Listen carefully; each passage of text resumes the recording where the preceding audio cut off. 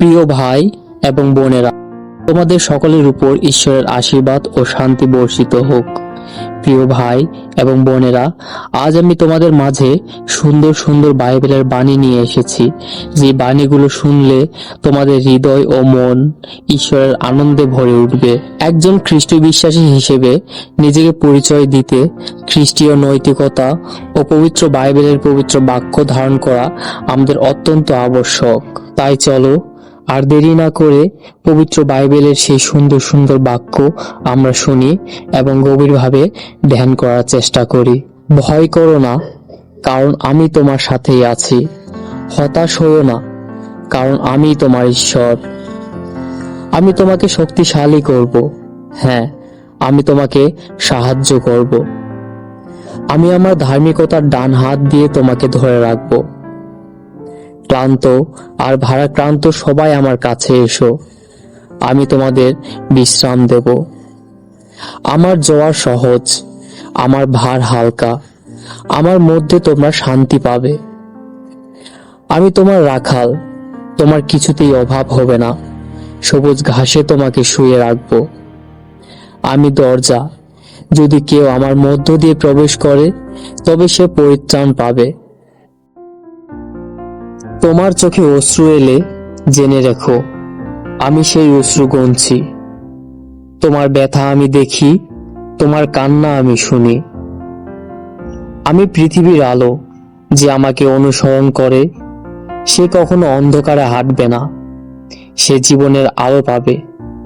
আমি সেই আলো যা তোমায় পথ দেখায়। তুমি যখন জ্বলে যাবে, আমি তোমার সাথে থাকব। নদী যখন প্লাবিত হবে, তা তোমাকে ভাসিয়ে নেবে না। আগুনে হাঁটলে তা তোমাকে দগ্ধ করবে না, কারণ আমি তোমার প্রভু। আমি শান্তি রেখে যাচ্ছি তোমাদের মাঝে।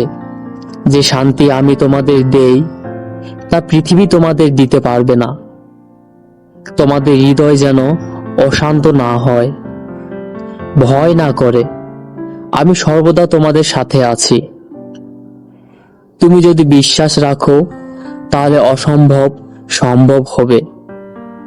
সরিষার দানার মতো বিশ্বাস হলেও পাহাড় তোমার সামনে থেকে সরে যাবে। আমি তোমাদের ভালোবেসেছি, যেমন পিতা আমাকে ভালোবেসেছেন, তেমনি তোমরা আমার ভালোবাসায় থেকো। এটাই আমার আজ্ঞা। তোমরা ক্ষমা করো, তাহলেই তোমরা ক্ষমা পাবে। যে আমার জন্য জীবন হারায়, সে সত্যিকারের জীবন পাবে। তোমরা গোপনে যা প্রার্থনা করো, পিতা তা গোপনে শুনে নেন। আমি তোমাদের শিক্ষা দিলাম, শত্রুকেও ভালোবাসো। যারা তোমাদের ঘৃণা করে তাদের জন্য প্রার্থনা করো, তাহলেই তোমরা আমার সন্তান হবে। তোমাদের মাঝে 2 বা 3 জন আমার নামে একত্র হলে আমি সেখানে তাদের মাঝে থাকি। তোমরা একসাথে প্রার্থনা করো, তাহলেই তোমাদের আশা পূর্ণ হবে। তাহলে প্রিয় ভাই ও বোনেরা, পবিত্র বাইবেলের সুন্দর সুন্দর বাক্য শুনতে আমাদের এই চ্যানেলটি সাবস্ক্রাইব করে বেল আইকনটি অন রাখো। আর হ্যাঁ, এই ভিডিওতে লাইক ও কমেন্ট করতে ভুলো না। তাহলে আজকে এখানেই বিদায় নিচ্ছি। ঈশ্বরকে ধন্যবাদ।